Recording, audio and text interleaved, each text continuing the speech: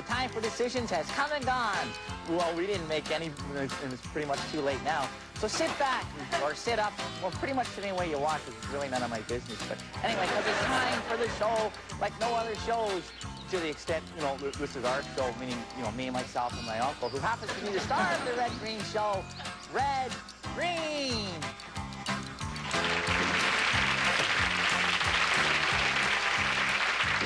Thank you, Harold. And a special thank you to our viewers for bucking the trend. And speaking of which, Harold, come on over here a minute. Harold is producer, director, and my nephew on the show, and he's got this little machine here, and he's able to really keep things moving along for us. It's a video effect machine. It goes like this. That way it can bail out of a boring segment into a more interesting one, you know, if the need should arise, which I'm sure it does. Well, anyway, God, we had a heck of a time up at the lodge this week. We sat around, we started discussing what it means to be a real man. And funny, what it came down to was you got to be loud, strong, and smell like gas. And, of course, to us, that meant you had to have an outboard motor. Or a video effect machine. Well, we decided right then and there we were going to have the biggest outboard motor on the lake, which meant that we had to build it ourselves. Harold, do you happen to know what a 427 cubic inch engine is? No. When we go to the next segment, we'll have a chance to look it up. Well, I can tell you what it is, Harold. Oh, too late. Darn it.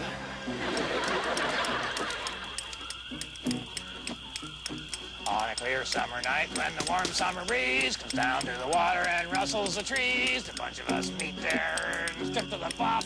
Cause boys will be boys, and enough is enough. We go skinny dipping, off and flipping. When nature's calling, we go cannonballing. Our rate rises, the spirit soars. The moon you see might even be yours. Skinny dipping, slapping my butt on the lake. I wouldn't drink the water. Oh, now he tells me.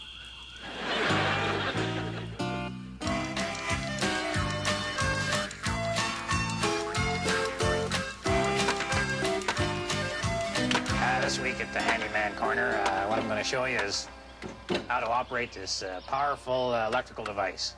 This right here is it's a belt sander, but I wouldn't advise you sanding your belt with it unless you are really into the celibacy thing. Anyway, let me show you how this works with this little piece of wood I got right here.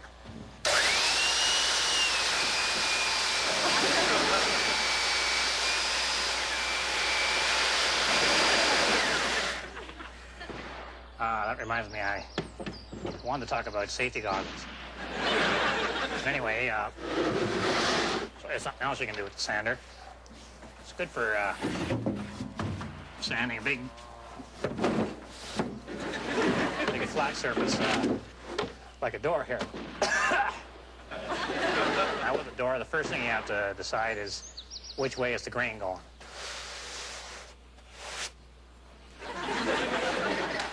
All right. The grain is going that way. So we sand against the grain. Now you hold her level, a little bit nose up, keep her steady, and bring her down onto the door.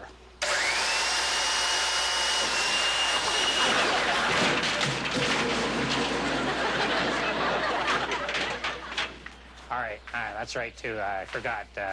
You have to sand with the grain. So what I'll do is just swing the door around.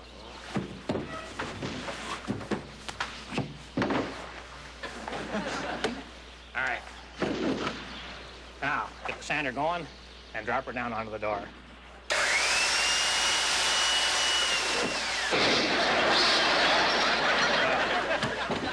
I'm obviously not going to be able to finish this job until I get a longer workbench.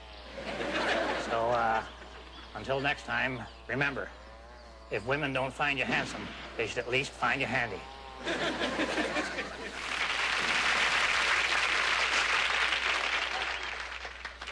You'll want to come right back after the break and hear more about the outboard motor, unless I miss my guess.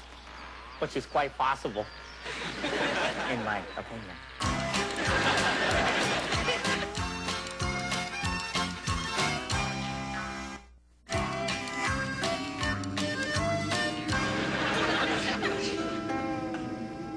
It is winter.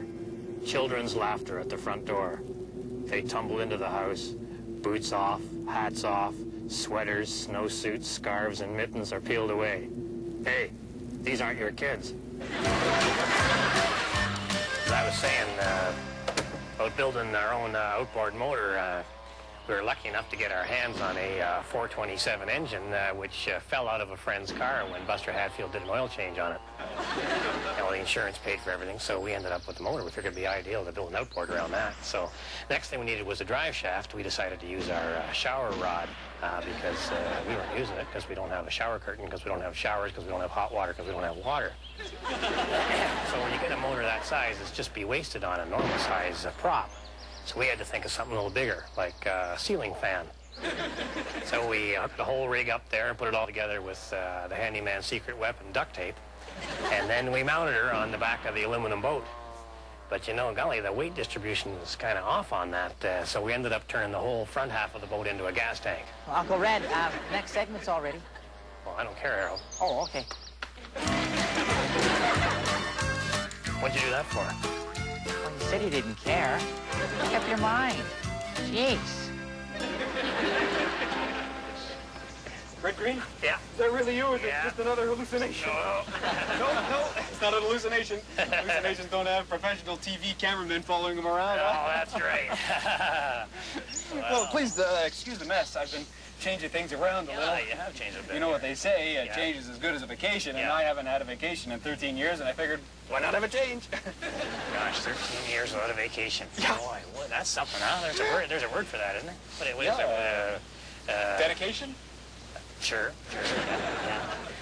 Dedication and, loneliness. Sorry, man. All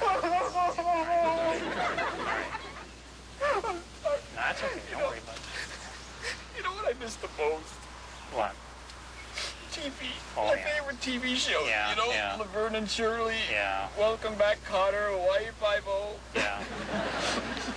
Sometimes I'll act out all my favorite scenes, play all the roles, you know? Yeah. Hate is the enough is the toughest. Yeah. What do you do to stop yourself from going crazy up here, Gory? Well, I try to keep myself busy, you know. I Yeah, sure. take all kinds of correspondence courses. Yeah, makes sense. Yeah. Right now I'm learning bricklaying by mail. Oh.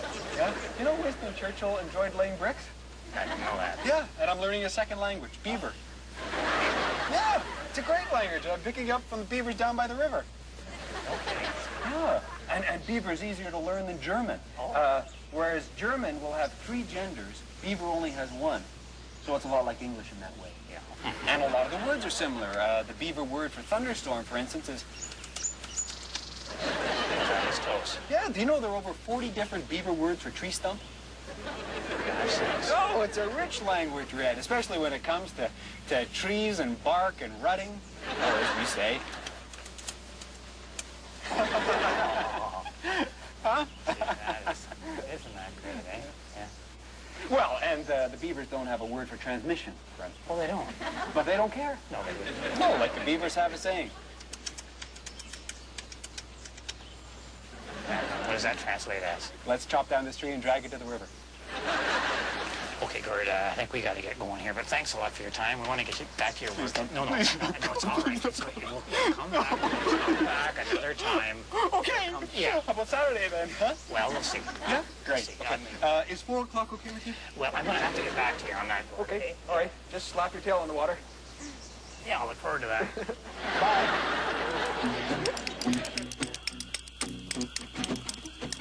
Go down to the swamp in the summertime, cover your thighs with sludge and slime, slap them together in 3/4 time. Now you're doing the Marcy Bog jig, the Marcy Bog jig, the Marcy Bog jig. There's never been a dance ever this big. Never. You don't need lessons, just join right in, but it helps if you're pretty well hammered.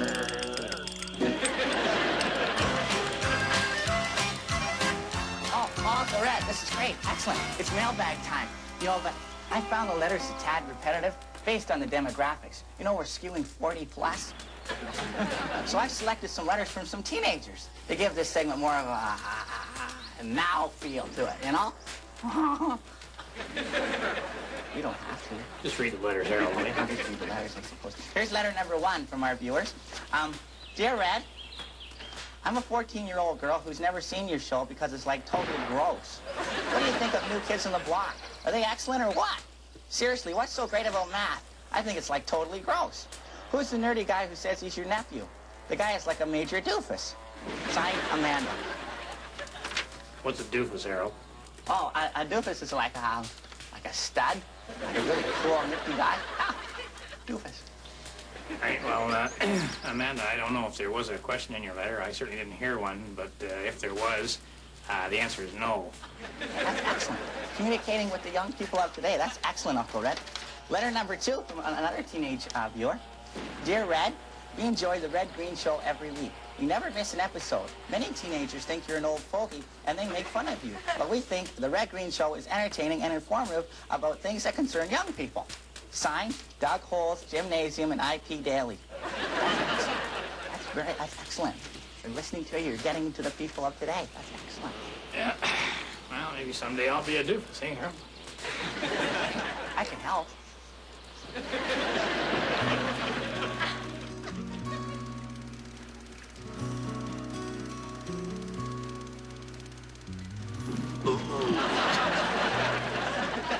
Bill and I went out in the lake there and shot this little film.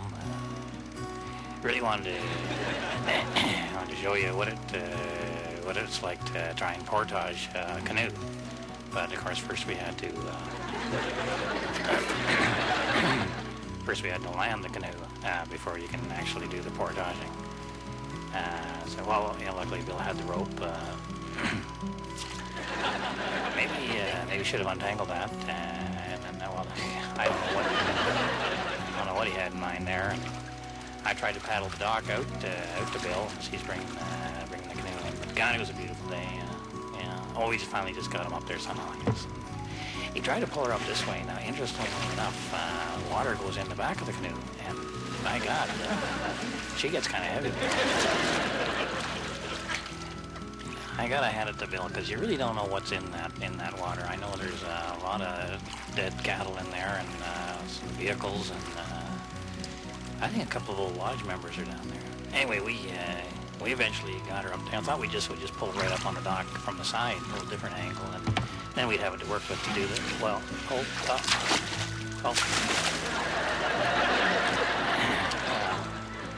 maybe a little wider dock might have been. Anyway, we decided Bill just would paddle the canoe up to the beach area and forget about the dock for the time being. You know, the bottom's got a lot of spongy, sticky kind of. Yeah. That's the kind of thing that can happen. Anyway, luckily we have 700 or 800 paddles in it. Yeah, Bill. I don't think we're going to see that one again. But he got her up on shore there. Kind of an interesting technique. Bill and I just kind of get kibitzing there, you know. So now to get ready for the portage, what you got to do is you see what he's saying there is you got to pick the canoe up. So I'm gonna help him pick the thing. Cause we had quite a bit of stuff in there, you know. But oh.